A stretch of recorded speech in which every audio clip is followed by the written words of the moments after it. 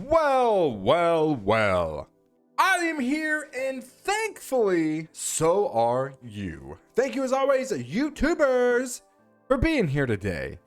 We are launching a brand new guide series called The Fundamentals of Summoner's War.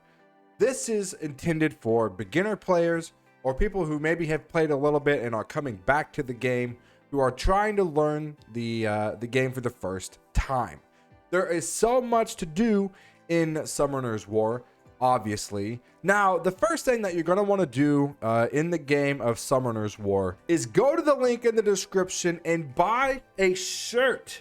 The I Am Here and So Are You shirt can be found and acquired in the merch link down in the description. It's comfortable, it's soft, it's like you're wearing a hug. And who doesn't want to do that?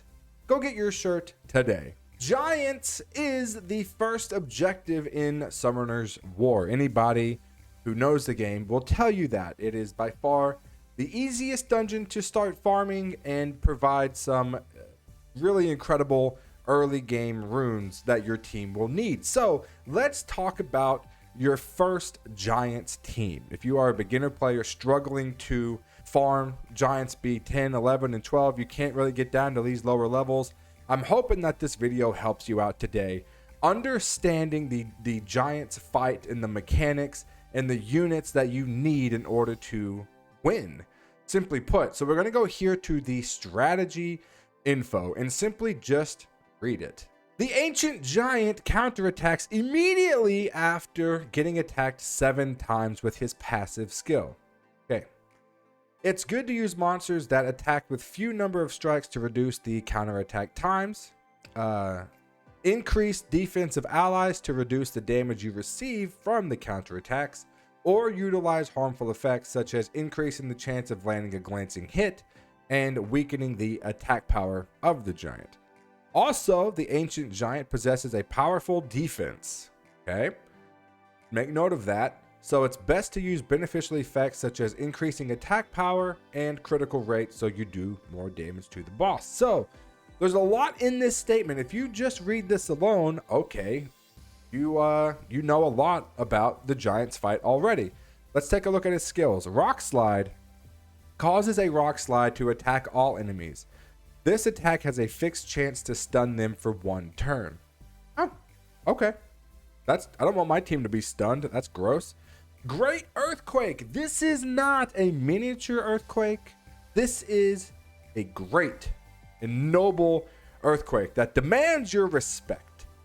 Causes an earthquake to inflict great damage on all enemies, also reducing their attack speed for 3 turns. Okay. If your attack speed is slow, that means you're going to get less turns to attack and the giant's going to get more turns to attack. And that's a bad news bears combo. The fend off passive counterattacks every time he's hit for 7 turns.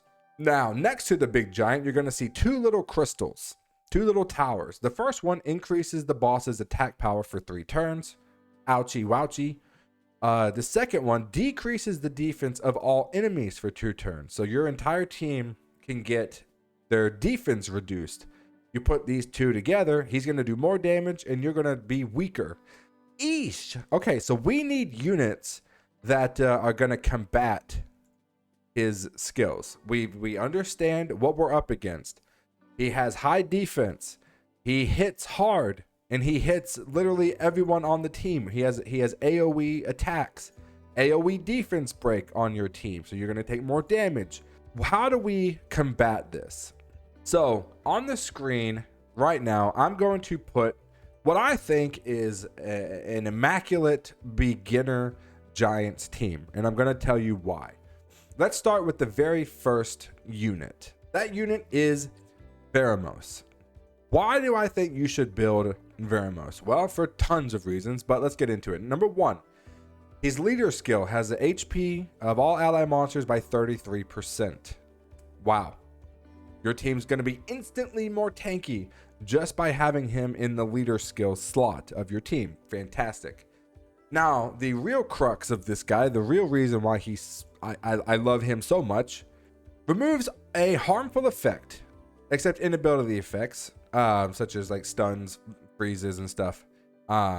Removes a harmful effect and will recover the HP of all allies by 5% for each harmful effect removed. In addition, your attack bar increases by 10% for each harmful effect remaining on the ally after attacking each turn. This is a passive skill. Every time he moves, he's going to remove a harmful effect on your team. And as we have already said earlier, the giant puts defense break on your team. It's going to reduce your defense. And so this guy, whenever he gets a turn, he's going to take off that defense break on your team. So that's already right there is going to help a tremendous amount. So he's going to make your team tanky, and he's going to remove that defense break on your team. I love Veramos a tremendous amount. Building your first Giants team, you're going to want to use Shannon. Why? This little tiny pixie, twinkle, twinkle, little star, little fairy is amazing. So look at her skill 3.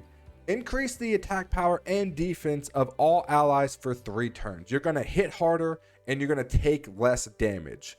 Boom. Right there. Because if you go back, you will see, obviously, that the giant, he hits all your team. When he gets a turn, he's going to hit everybody. And so Shannon puts defense buff on everybody. So your team's going to be very well protected. Plus, she increases the attack power of everybody, which means you're going to hit harder and finish the giant off quicker than before. Her skill 1 also puts glancing hit on the enemy. And so if you don't really know what glancing hit means, it looks a little bit like this. So instead of the giant like hitting you in the head and bonking you and damage, what glancing hit looks like is sort of like this. It's going to like just kind of like barely touch you and glance off of you, right? Pretty self-explanatory. I just really wanted to act it out because I'm weird.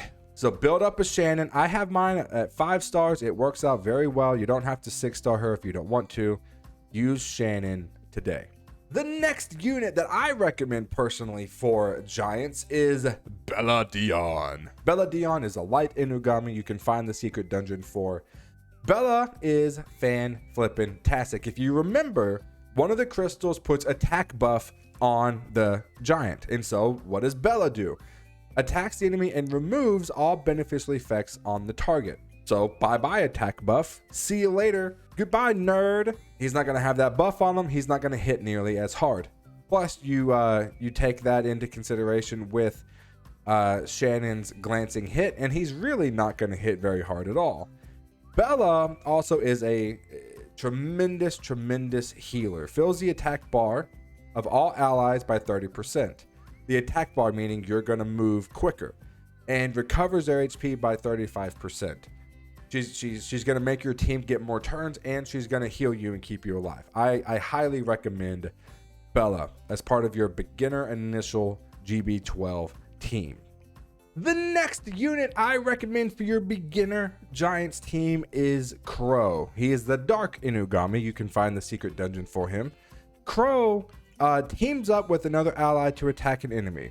Okay, great. So if he teams up with Shannon, Shannon gets another opportunity to put glancing hit on the giant, which is only going to benefit you. Now, the bread and butter of Crow is the massive damage from skill 3. Attacks on the enemy's wounds to leave a branding effect. Branding effect simply means all of your units are going to hit that target harder for 2 turns. The damage increases by 50% for each harmful effect on the enemy. So the more harmful effects on the enemy, the more damage this is going to do. Plus, Crow also has a defense break and can put continuous damage on the boss. Bella also has a defense break, and if you remember, it said in the strategy info, this giant has great defense. Well, if it's defense broken, it's going to have way less defense, and you pair that up with Shannon's attack power buff on your whole team. Now you can really start doing damage to the giant. Now, so I told you about Veramos, I told you about Shannon, I told you about Bella and Crow. Now you kind of have an option here for your initial beginner Giants team. I would recommend going with Fran. Fran is another support monster. She's going to be a healer. What's really tremendous about Fran is she grants immunity on all of your teammates for 2 turns.